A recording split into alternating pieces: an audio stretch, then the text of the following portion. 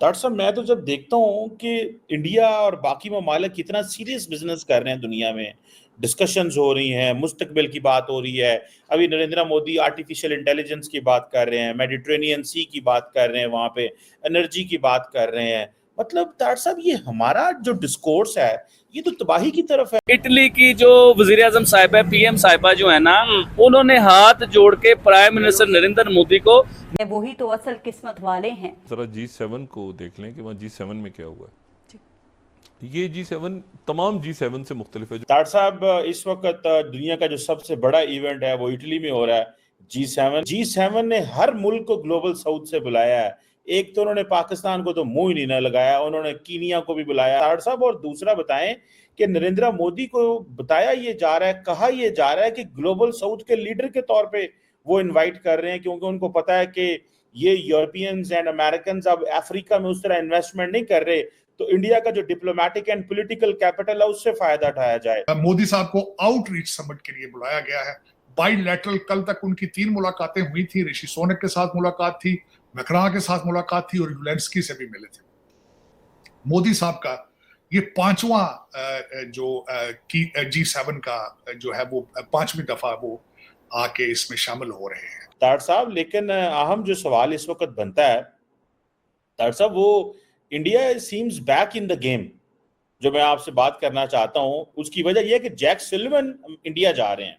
Doctor साहब, क्या है ऐसा आप समझते हैं कि जो वो इंडिया को देना चाहते हैं? कोई कह रहा है क्रिटिकल टेक्नोलॉजीज की बात हो रही है, कोई ये कह रहा है कि इंडिया से फेवर्स लेना चाहते हैं, कोई ये कह रहा है कि जो India middle east economic corridor है उसको लेके चलना चाहते हैं।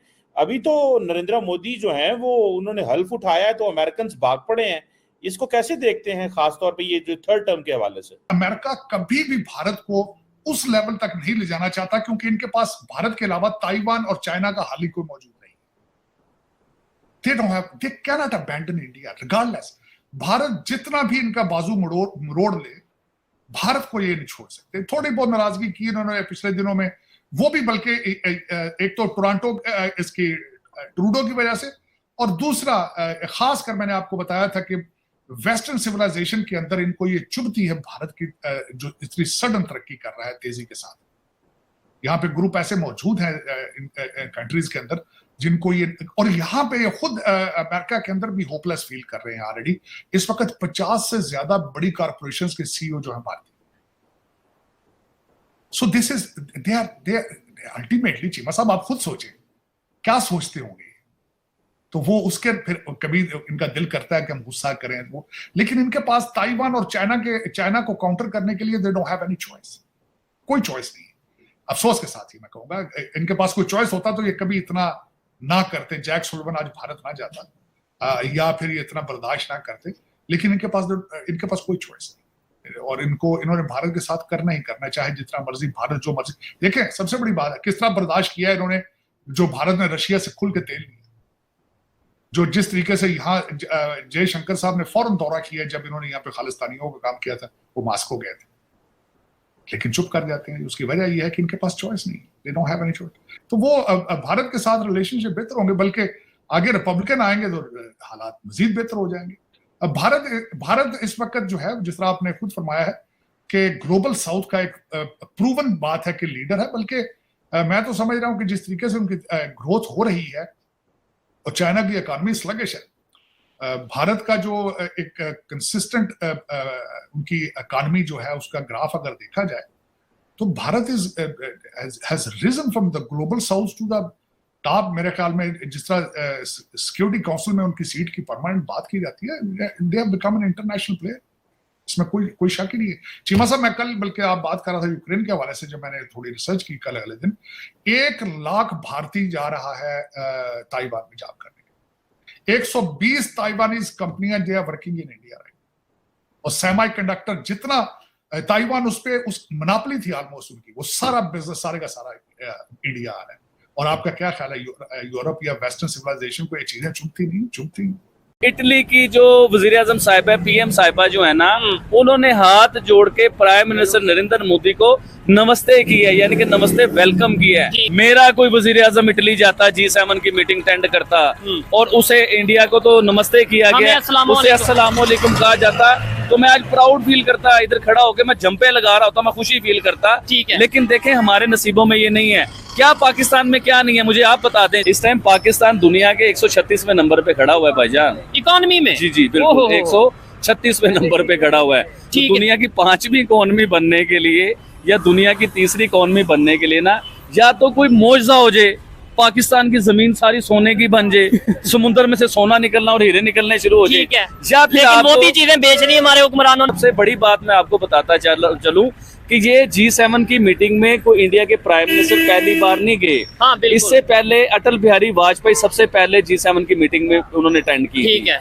उसके बाद मनमोहन सिंह ने 4 या 3 या 5 बार ये मीटिंग अटेंड की हुई है लेकिन उन्होंने। एक चीज मेरे ख्याल से जो मैंने देखा है, इंटरनेट पे देखा है कि इंडिया G7 का मेंबर नहीं है। देखने वाले डिटेल बताता हूँ अच्छा। मैं आपको। उसके बाद प्राइम मिनिस्टर नरेंद्र मोदी 4थी या 5वीं बार या 6ठी बार ये G7 की मीटिंग अटेंड कर रहे हैं। ठीक है। अच्छा, सबसे बड़ी बात जो मैं आपको ये बताना चाह रहा था, जो आपने बात की है ना कि इंडिया G7 का परमानेंट मेंबर नहीं है, लेकिन G7 में मेंबर ही नहीं है। हाँ जी, तकरीबन 11 बार इंडिया को इनवाइट किया गया। तकरीबन कह रहा हूँ, गलत हो तो मेरी ऑडियंस बता ठीक सकती है। और है। पाकिस्तान को कितनी बार इनवाइट सर किया वो गया? भी बताते हैं, पहले आप नरेंद्र मोदी साहब की बात मुझसे सुन लीजिए ना चले, पहले। ठीक है। तो 11 बार तकरीबन इंडिया के किसी प्राइम मिनिस्टर को 11 बार G7 की मीटिंग में इनवाइट किया गया। भारत G7 का सदस्य नहीं है, लेकिन बावजूद इसके भारत को लगभग हर साल ही इनवाइट किया जाता है G7 समिट में। और इस साल G7 समिट इटली में हुआ और इटली और इंडिया की पार्टनरशिप बहुत ही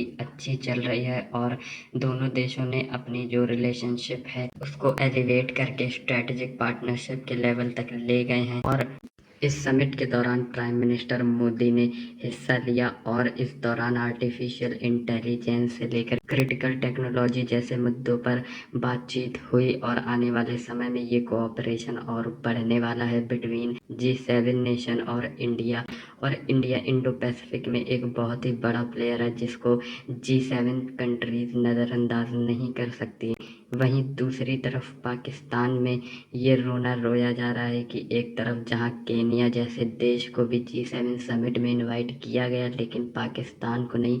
इससे पता लगता है कि पाकिस्तान की क्या औकात है आज इंटरनेशनल फोरम्स पर। और ये मुकाम पाकिस्तान को बहुत ही आसानी से प्राप्त नहीं हुआ, बल्कि इसके लिए उन्होंने दशकों तक मेहनत की है, जिसका फल आज आ रहा है।